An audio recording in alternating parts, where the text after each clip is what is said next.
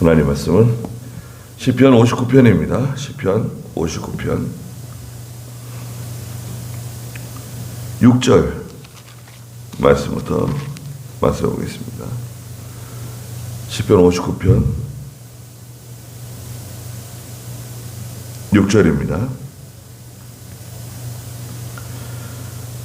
저녁만 되면 그들이 돌아와서 개처럼 짖어대며 성을 돌아다닙니다. 보소서, 그들은 입에 거품을 품고 그들의 입술에 칼이 있으며 누가 들으랴 합니다. 그러나 주 여호와께서 그들을 비웃으시고 주께서 온 민족을 조롱하십니다. 나의 힘이시여, 내가 주님을 바랄 것이니 하나님은 나의 요새이십니다. 내가 인내하신 하나님께서 내게 가까이 오시고 하나님께서 내 원수가 보응받는 것을 나에게 보여주실 것입니다. 그래서 6절에 저녁만 되면 그들이 돌아와서 개처럼 짖어대며 성을 돌아다닙니다. 사울이 사람을 보내가지고 다윗을 찾고 있는데요.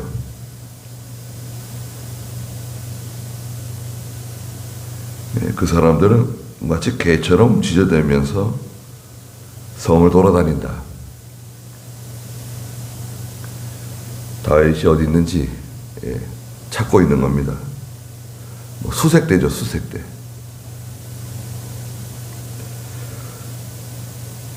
보소서, 그들의 입에 거품을 품고 그들의 입술에 칼이 있으며 누가 들으랴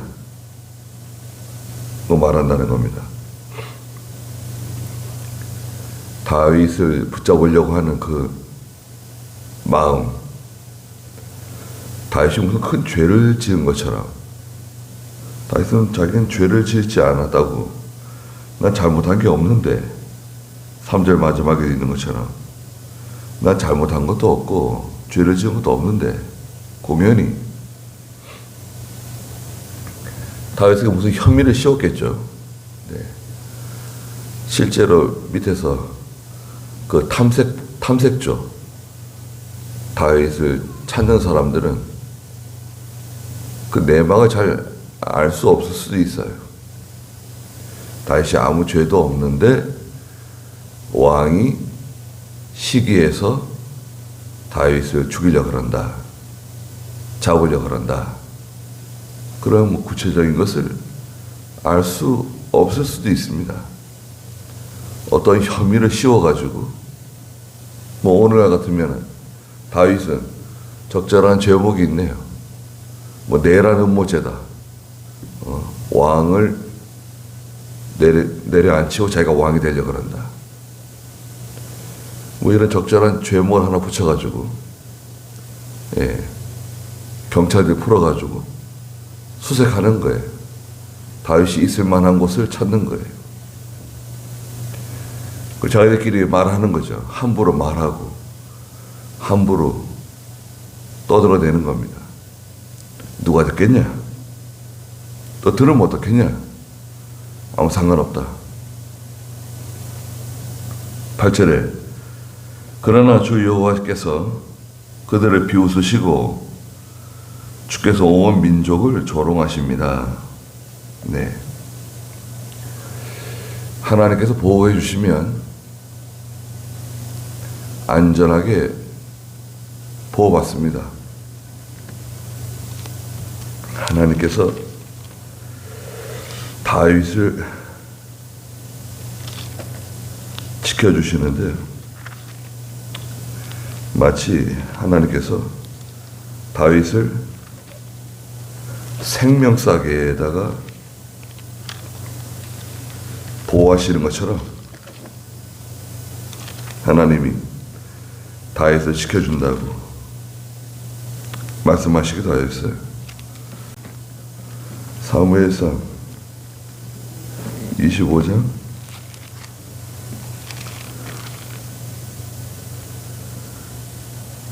몇 절이죠? 29절. 생명보자기. 여기도 있네요. 사무엘상 25장 29절에 보시면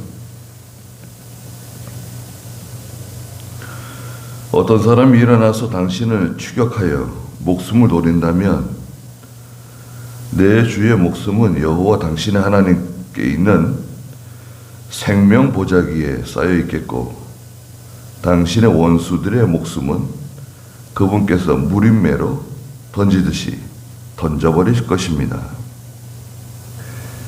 하나님께 있는 생명 보자기에 쌓여 있는 다윗의 목숨.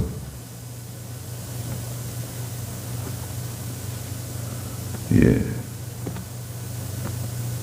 사무엘상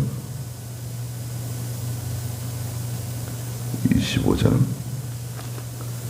29절에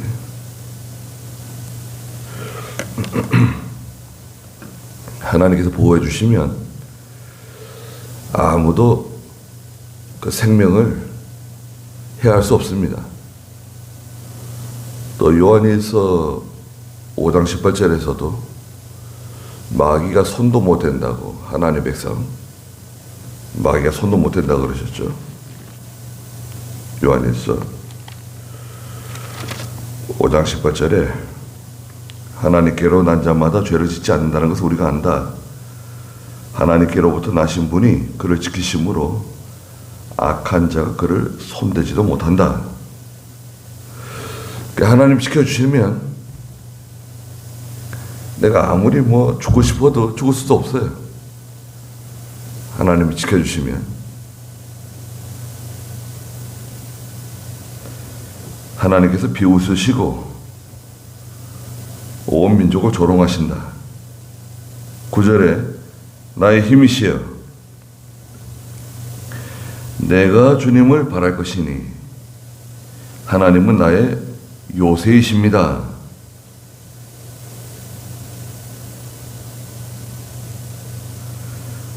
하나님은 나의 요새. 하나님께서 지켜주신다는 거죠. 10절에 나의 인내하신 하나님께서 내게 가까이 오시고 하나님께서 내 원수가 보응받는 것을 나에게 보여주실 것입니다. 하나님께서 내게 가까이 오신다. 하나님께서 성도에게, 교회에 가까이 오셔서 함께 해주시고 위로해 주시고 누가 가까이 해주는 사람, 내가 힘들 때, 내가 어려울 때, 실제적으로 물질적으로 도와주시지 못해도 가까이 와주는 사람. 그래서 우리가 이렇게 초상이 나거나 또 무슨 또 기쁜 일이 있거나 그러면 가보는 거 아니에요. 예. 봉투 가져가는 것보다도 사람이 가주는 거, 사람이 와서 들여다보는 거, 그게 참 고마운 거죠. 예. 하나님께서 함께하는 사람, 하나님께서 가까이 계신다. 또 내 원수가 보응받는 것을 나에게 보여주신다. 예. 보라는 거예요. 자, 봐라. 원수가 이렇게 된다. 너를 핍박하는 사람들, 너를 해하려고 하는 사람들, 이거 봐라, 이렇게 되는 거 봐라. 사울은 어떻게 되었습니까? 사울은 그 블레셋과의 전쟁에서 결국 전사하고 말았죠. 사울만 전사한 게 아니라 사울의 세 아들도 함께 전사하고 말았죠. 하나님의 괴는 빼앗기고 또 많은 이스라엘 사람들이 전쟁에서 죽었습니다. 지도자가 잘못하게 되면 자기도 물론 하나님의 징계를 받지만 또 그 사람을 따르는 사람들이 또 함께 고통을 당합니다. 그러니까 지도자가 중요한 거죠. 하나님 다 보여주세요. 다 보여주세요. 11절에 그들을 죽이지는 마소서 내 백성이 잊을까 합니다. 우리의 방패이신 주님, 주님의 능력으로 그들을 흩으시고 끌어내려 주소서. 하나님 죽이지는 말라는 거예요. 단박에 죽여버리게 되면 사람들이 금세 잊어버린다는 거예요. 죄를 지은 사람이, 불의한 사람이 어떻게 되는지 금방 잊어버리니까 죽이지는 마시고 살려두시라는 거예요. 살려두시고 하나님께서 오래도록 징계하시라는 거예요.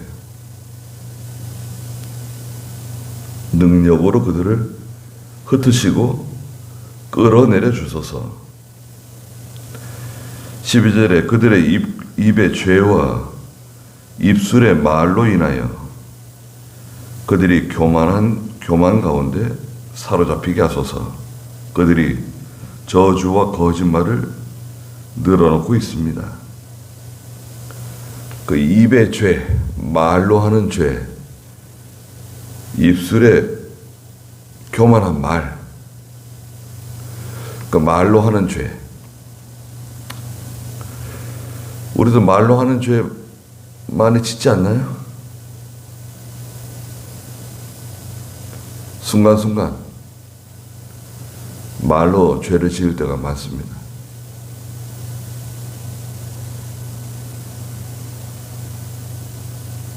그 저주와 거짓말, 다른 사람을 저주하는 것, 다른 사람을 저주하는 말, 홧김에 그 사람 잘못했으니까 이런 말 들어도 싸다, 내가 이런 말 해도 괜찮다 해가지고 막 저주하는 말, 그 사람 앞에서 직접 하지 못하더라도 그런 말도 하지 않는 게 좋습니다. 내가 아무리 저주해도 뭐 효과가 있나요? 내 입만 나쁜 입이 되는 겁니다. 저주하지 말고. 거짓말. 이 거짓말 하는 거 진짜 우리가 거짓말 할 때가 있죠. 근데 이 거짓말 하나님 정말 싫어하십니다. 거짓말하는 사람은 저는 상종하면 안 된다고 생각합니다. 그 사람이 아무리 인격적인 사람이고 아무리 믿음 좋은 사람이고 뭐 그래도 거짓말하는 사람 인정할 수 없어요. 만나면 참 뭐 겸손한 것 같고 아주 뭐 싹싹한 것 같고 인사성도 바르고 그런데 그 행위 자체가 거짓이고 그 사람이 하는 말이 거짓이에요. 완전히 그 다른 거짓말, 전혀 맞지 않는 거짓말을 서슴없이 하는 사람. 참 그런 사람들이 많습니다. 예수 믿는 사람들 가운데도 그런 사람들이 있습니다.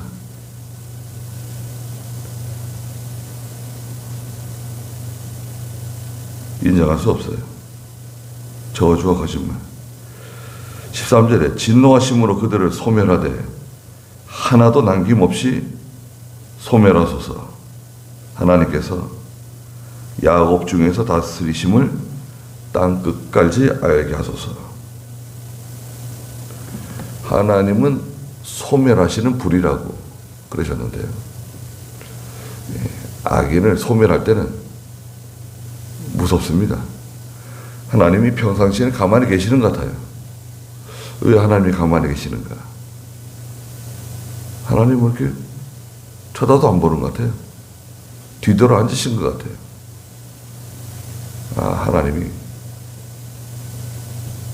내 기도를 들어주지 않는가 보다. 하나님은 악인을 심판하지 않으시는가 보다.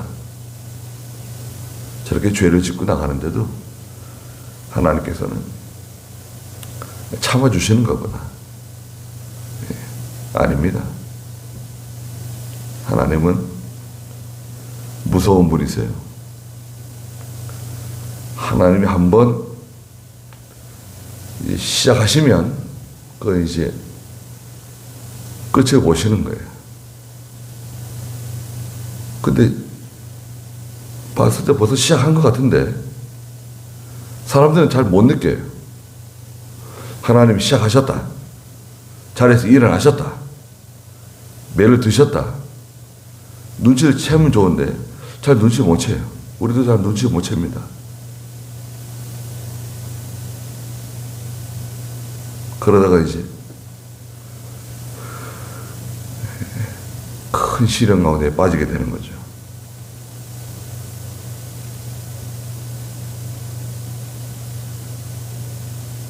(14절에) 저녁만 되면, 그 13절 마지막에 하나님께서 야곱 중에서 다스리심을 땅 끝까지 알게 하소서. 야곱은 이스라엘이죠. 이스라엘. 야곱은 이스라엘, 이름이 이스라엘로 바뀌죠. 이스라엘 가운데서 다스리신다. 하나님 백성 가운데서 하나님 다스리신다. 통치하신다. 땅 끝까지 알게 하소서.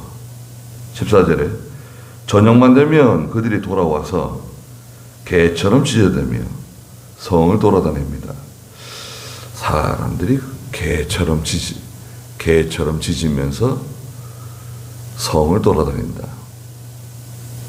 왜 술을 마셨는가? 떠들어대는 거죠.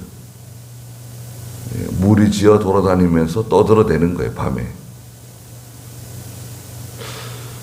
요즘에는 뭐 그런 사람들을 좀 보기 힘든 것 같은데 예전에는 그런 사람이 많았던 것 같아요. 그냥 그 술 취해가지고 취기에 떠들어대면서 노래 부르면서 밤중에 돌아다니는 사람들. 여기는 그런 사람들 없나요? 서울의 그 창원교회는 그 골목이 다 그런 술집들, 룸사롱들 그런 게 많아요. 그 밤에 이제 사무실에서 잠을 자면 사무실에서 10년 생활했는데 밤에 그냥 밤새도록 떠들어댑니다. 아주 그냥 지겹도록 떠들어대요. 그냥 그 술에 취해가지고 어울려가지고 교회 앞에 유명한 룸사롱이 하나 있는데요. 어떤 데 보면 그 부인 되는 사람인 것 같아요. 자기 남편을 찾는 거예요. 교회 담벼락 안에 들어와가지고 그 룸사롱 문을 쳐다보면서 남편이 누구하고 나오나, 어떤 여자하고 나오나, 어떤 사람하고 어울리나, 그 찾는 거예요. 참, 그런 모습 보면, 그래도 그런 분은 담대한 거예요. 나와가지고 자기 남편을 찾겠다고 나왔으니까. 눈치챈 거죠. 예. 밤새 한 새벽 3시, 4시, 새벽 예배 거의 다 될 때까지 떠들어대고, 어제 교회 안에까지 들어오고 말이죠. 그럼 또 끌어내고,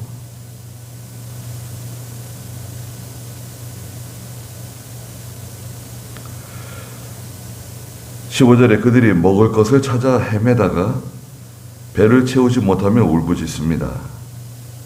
그러나 16절에 나는 주님의 힘을 노래하며 아침에 주님의 인애를 높이 찬양할 것이니 이는 주께서 나의 요새시고 내 환난의 날에 피난처가 되시기 때문입니다. 밤새 하나님이 지켜주신 거죠. 밤새 지켜주시고 보호해 주시고 하나님의 능력으로 하나님이 나의 요새십니다.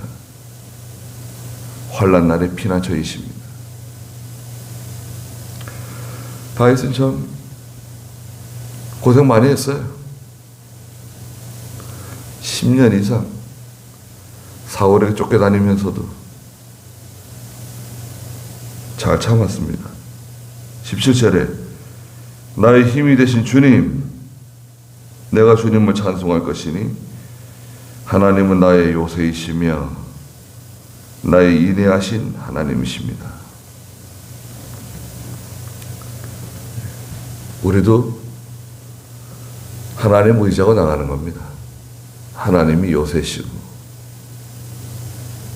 인애하신 하나님, 사랑이 많으신 하나님, 이렇게 우리가 이해할 수 있고, 또 인애라고 하는 그 단어 속에는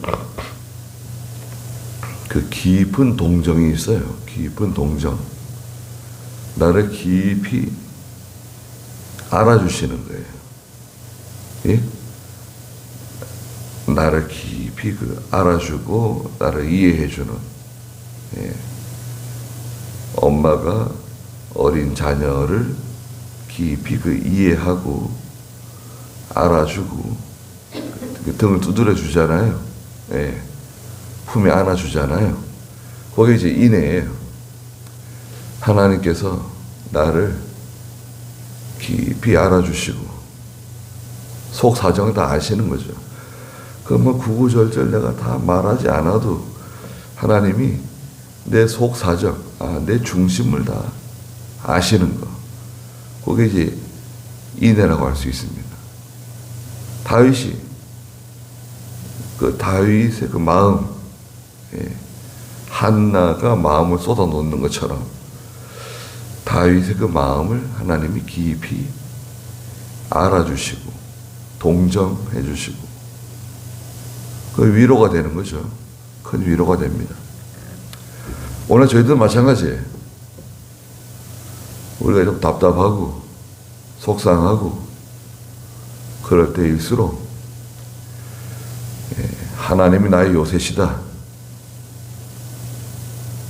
인애가 많으신 하나님께서 다 알고 계신다. 틀림없어요.